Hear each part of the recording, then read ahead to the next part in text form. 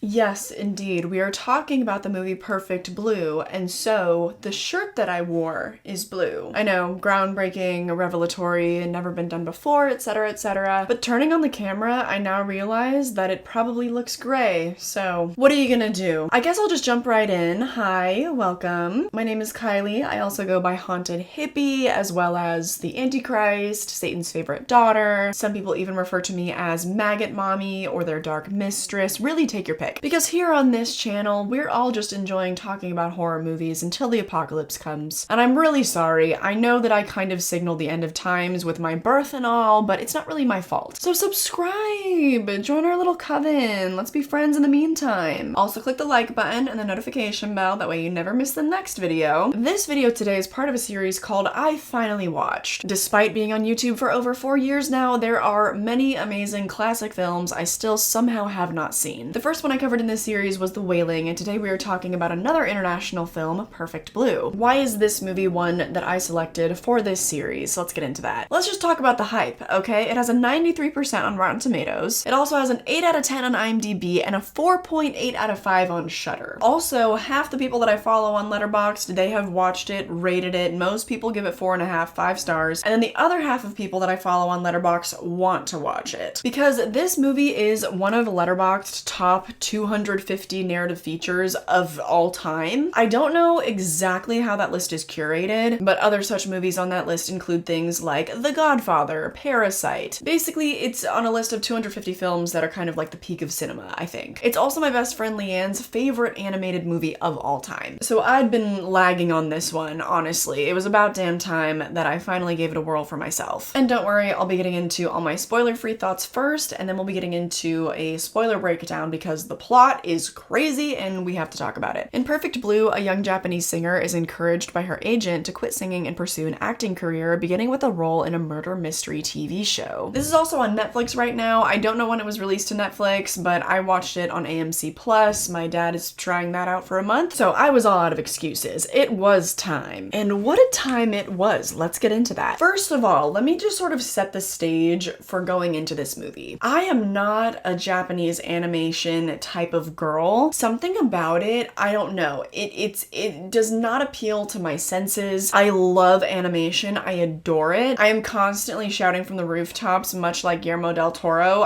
He's right. It is a medium. It is not a genre. It is not for children. Perfect Blue is the perfect example of that. I just have never been a fan of anime. I don't enjoy watching movies where the dialogue does not line up with the characters' mouths, but I do think the fact that I've recently got a lot more into Giallos has helped me appreciate that more. Because in Giallos, if you are brand new, if you don't know, they would not record the sound of the dialogue on set when making Italian movies. They would always ADR it afterwards, and so it never lines up. Like they did a really patchy job, but it's part of the charm of the Giallo genre. I've definitely made a lot more peace with that, and I think it made Perfect Blue a more palatable watch, just in terms of my sensibilities. I understand that that is a character flaw on my part. It is not the fault of like anime. It's just one of my preferences, okay? And also the aesthetics of a lot of Japanese animation I'm not that into, which is, I know it's crazy, I know, because the whole point of why a lot of people like Japanese animation is because of the aesthetics. Just doesn't appeal to me. Like, I'm sorry. So that was kind of how I felt going into this. I don't think that I had seen an animated Japanese film before. I've tried to start several different animes, but I just can't, like, I can't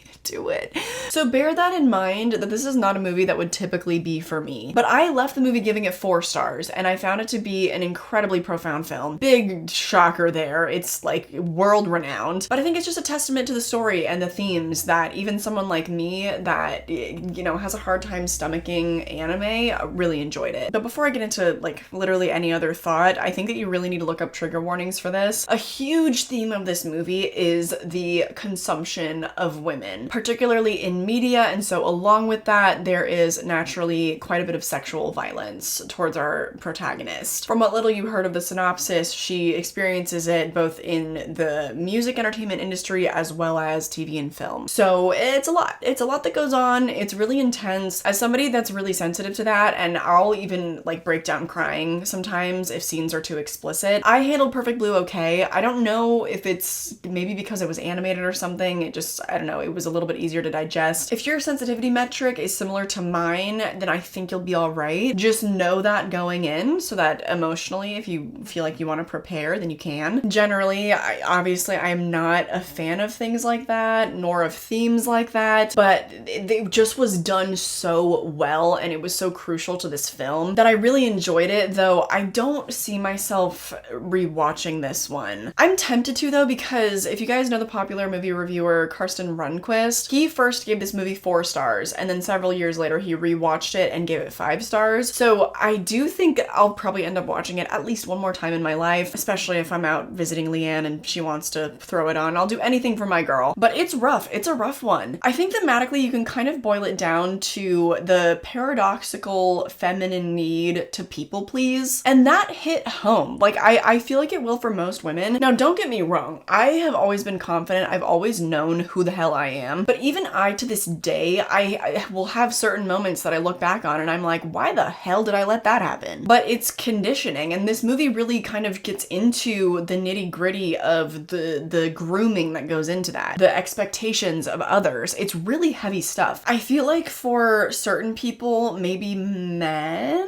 if you watch this, I don't know if maybe you would find the lead character to be a little bit frustrating, because a lot of the situations, if the main character was able to effectively stand up for herself, a lot of this stuff would not happen to her. But I think the movie does such a good job of putting you in her perspective and just feeling like, no, I mean, she can't. She can, but you understand the character's feelings of like, no, I can't. So rather than ever feeling frustrated, my heart just was breaking for her. And then I think once you hit about the 3rd act of the movie, maybe even halfway through, it turns into a major trip. It's really ambiguous whether or not it's just a cinematic choice or if the lead character is experiencing psychosis. I'm not going to tell you which right now because this is the spoiler-free section, but I think it's really understandable why upon a first time viewing, people might not really get this movie and why it would maybe take multiple viewings to fall in love with it. Because me, for example,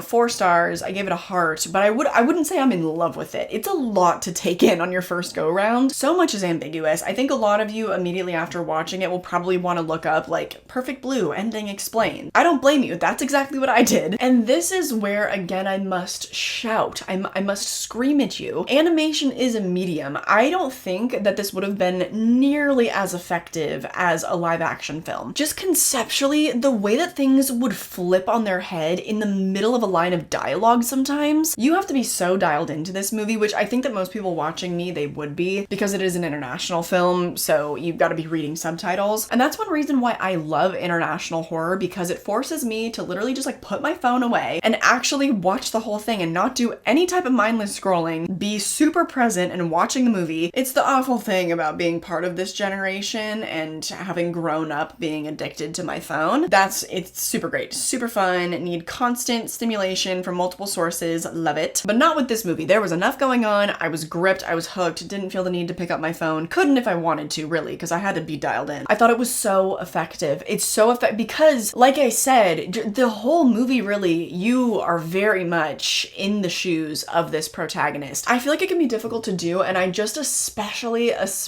appreciate it when it is a social commentary type film. The other movie that comes to mind that does this the best immediately is just Get Out, which a few months back I posted a deep dive of. I highly recommend checking that out if you enjoy social commentary horror, which most horror is. Let's be very real about that. But anyway, I can definitely highly recommend this film. There's so much to say, but I really need to get into spoilers to get into the nitty-gritty of it. And I know that I won't cover all of it in this video because this is not like my deep dives. This is just giving you my unscripted, off the cuff, just first raw thoughts about the movie. This movie, in terms of your taste and your sensibilities, it is pretty specific. So I'm not telling you that it's about to become one of your new favorite movies, because that's not what it did for me. But even I, with my skepticism of Japanese animation, I ended up really having a deep reverence for this film. There's absolutely a reason why it is one of the top 250 narrative films of all time. I think it's a must-watch for anybody in their lifetime, not just a horror fan. But if you consider yourself a cinephile, then you better have seen Perfect Blue. Or at the very least, have it on your watch list. Let's get into some spoilers now, because we've got some stuff to talk about. This might be a little bit of a confusing plot breakdown. It starts off really really simply though, with our lead character, Mima, and she's leaving her girl group to become an actress. Right off the bat, with the very opening scene of this movie when she's performing on stage, for some reason, the static frame, the drawing of all those faceless men in the crowd that just were staring at her, I was like, okay, damn, I felt that. Right from then, I was like, okay, so this is gonna have some pretty heavy themes about objectification, probably. And yep, sure enough. Also in that opening scene, we get to meet her stalker, who is obsessed with her in this image of this very innocent looking pop idol. This movie makes really interesting commentary on pop stars. It's not even a uniquely Japanese issue. I feel like in modern day, it's most comparable to K-pop stars. They have to have a very, very specific look. Many of them, to even audition to become part of a K-pop group, they will get plastic surgery to sort of like westernize their appearance. It's really, really fascinating. I definitely recommend looking into that if you never have. Oftentimes it includes shaving down their jaw to give them like this perfect, like nice little point, just kind of like shaving down the harsher edges of the face, opening the eyes, having surgery on their eyes to make them appear more dough-like. And when you take a good hard look at it, they are trying to come across as more young, innocent, creating sort of a perpetual childlike look to themselves. Because a lot about Western beauty standards are rooted in pedophilia. I really hope I'm not the one to deliver that news to you for the very first time, but ladies, have you ever thought about why you shave your legs and your armpits, or why you remove hair in your pubic region? Who is naturally hairless in those areas? It's children. Okay, let's walk away from that. The commentary they were making about that in this movie was so... oh my god. It kind of just hit me like a punch to the gut, because I was like, she can't win. She then goes on to become this TV star. Once you start entering film, when you go from theater to film, obviously you're a lot more exposed. I joke about having worked with actors that are way too theatrical. They just are doing entirely too much because they don't realize like the audience is not out there, it's right here. So as she enters the TV world, she becomes more and more exposed. And this means that her body is being much more heavily exploited. I'm not going to talk about those scenes in specific detail, but rather, you know, let's maybe discuss right before the scene of her in her photo shoot, she breaks down sobbing. And it's in those moments that you're like, well, she could stand up for herself, she could say no, but then it's about disappointing her entire management and it's about losing her income. That is some heavy shit. So in order to please her management and her new fans, I suppose, she's having to completely shed that innocent look. And then her stalker, who was obsessed with her more innocent image, he loses it. There's that whole confrontation between them. And it's like the double standard there of just not being able to fucking win. I was like, oh my god, is this fucking play about me? For example, look, we got some cleavage. They're beautiful. If you get to them before I delete them, you will notice the duality of men in my comment section. Some of them will be going, oh my god, bazongas, hunkers, bleh. And then some of them will be like, you know what you're doing, putting yourself on display. You're only doing that for clicks and blah, blah, blah. And it's like, no, I just have pretty boobs. And sometimes I wear shirts that show them a little bit. Can you just stop being such fucking freaks? Both of you. That is the paradox that the main character of this movie is living in. And it's just done so remarkably well. She's pleasing her management. She's revitalized her career. She is successful. She is pleasing a large number of people, her management and her new fans, but she is destroying her own innocence, her own self-esteem. She's destroying the connection she had with her old fans that wanted to cling on to her innocence. And it's just so ironic because on both ends of the spectrum, there is sexual violence. Her stalker that was obsessed with her idol look then goes on to try to assault her. Because for some reason, this idea that if your idol is pure, like the idea that they've never been with anybody else is so much more appealing than if they have. And it's like, you would never get into her pants anyways. What is wrong with you? Anyways, I didn't know that I was gonna get this heated. It's just, this is a topic that I very much relate to and the movie did it so well, but let me relax. I'll move on. I don't want to talk too much about her psychosis and the things she's seeing because I just can't even really articulate it that well. Just know that I really enjoyed it. I will try to talk about the ending of the movie though, because of course it relates very well to the themes. The reveal that her manager Rumi was the one behind, what was it called, Mima's room, like the diary entries on that website. I wish that I could say it was more of a jaw-dropping moment, but because it had been so trippy leading up to that point, it didn't have quite as much of an impact. It was one of those movies where it was starting to feel like, okay, anything can and will happen. So I guess that's why it didn't feel quite as crazy to me. But then once you unpack the thematic undertones of it, it's like, wow. First things first though, do I love the whole mental illness plot twist? No. I really don't think that she needed to have an alternate personality to be conducting all this shenaniganery. But nonetheless, let's unpack. It's dark, man. Like, they were using her as a vehicle to explore internalized misogyny, and particularly within the entertainment industry, because once you get to a certain point, and for a long time, it was like once you're past 30, you're dead in the dust. You are crusty old crone. Absolutely not. What was the story? Who was the actress that was told she was too old to play the love interest of someone that was 20 years older than her? Was it Maggie Gyllenhaal? It was some, I don't know. It was, I feel like someone of that generation. Anyways, it's a huge thing in entertainment, and as much as we'd like to believe that we are in a post-ageism world, we're really not. I have been very deeply obsessed with Stephanie Lang's video. Stephanie Lange? Just realized I don't know how to pronounce her name, but her channel is great. She basically talks about celebrities and the work that they've had done to their faces. She also talks about the ways that they tweak their photos, the way they Photoshop, the way that lighting kind of changes everything with the way that a body looks. It's been very helpful for me to learn that even celebrities do not look like celebrities. But anyway, I just think that the commentary with Rumi is still just as relevant as ever. If you want to remain on screen in this industry, you're just expected to get work done, frankly. So Rumi embodies sort of like the worst case scenario end game for women in entertainment. Someone that's gotten too old to be on stage or on screen, in quotes, too old, who then internalizes all the standards that were impressed upon her and then continues the cycle. Heartbreaking stuff, really awful. Hence her anger at the loss of Mima's innocence, because youth is something that is clung to so desperately in entertainment, and hence her motive, I suppose, and hence why she had an alternate personality thinking that she was still a pop star. It's definitely enough to drive you crazy in entertainment. I'm behind the camera mostly, and when I'm on camera, I'm dressed up as a creature. I intentionally look as ugly as I possibly can when I'm on screen. I've met a lot of actresses working in LA. It is kind of freaky to me how many of them are starting to morph and like have the same face, but people are beautiful. Wow. Just speaking for myself, because I have no desire to fall into that trap, but I feel like if I were to go down the acting route, I don't see how I couldn't. It's definitely enough to drive you insane. The mirror is the largest curse upon humanity. I'm pretty sure of it. Having self-awareness is bad. It's bad. Comparison is truly the thief of joy. It drives a lot of people mad. It drives people to eating disorders. It drives people into spending,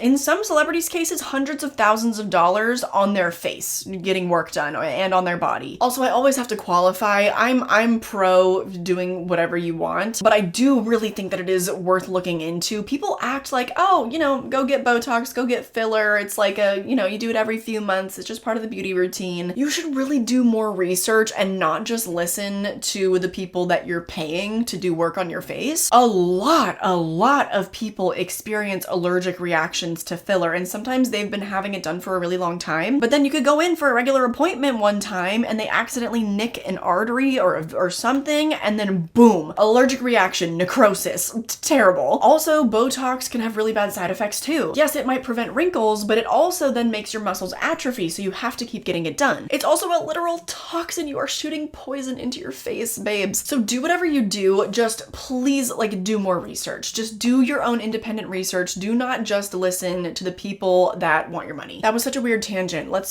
circle back. The very final shot of this movie is an interesting thing to read into too. When these nurses are talking and they're like, no, there's no way, that's just a lookalike. The real Mima would have no reason to visit this mental institution. And then she breaks the fourth wall when she gets in her car and she's like, nope, I'm the real Mima. And she's got this kind of, you know, this happy-go-lucky, like I've won type sort of feeling to her. Not that she's won fun necessarily, but just that, you know, she's good. It gives me this sort of uncanny feeling that she has been fully sucked into the entertainment industry. That now because Rumi is no longer sabotaging her, that now maybe she's under the delusion that she was the cause of all her problems and she's gonna be great moving forward because now she is this bigger movie star by the end of it. I would really love to know your interpretation, not only of that, but of literally anything about the third act or the whole movie. Go for it. This movie made me feel all types of ways. It was a roller coaster. I do need to wait quite a while before I ever throw it on again, but I'm excited to chat about it with you guys down in the comments below. I think that there are so many different ways that things could be interpreted. I think this movie could mean very different things to different people, so let me know. And if you would like to talk about even more horror movies, then check out some of the other content on my channel. The first movie in this series was The Wailing, which was also a movie that was very much up to interpretation, so we can go chat about that one too. If you want even more content from me, there's more bonus content on my Patreon as well as my second channel. On my second channel, I talk about physical media and I also take you guys on spooky outings with me. You can also find me on social media. Everything is linked down below. Go crazy, have fun. But more than anything, I just hope that you enjoyed this video and I hope to catch you in the next one.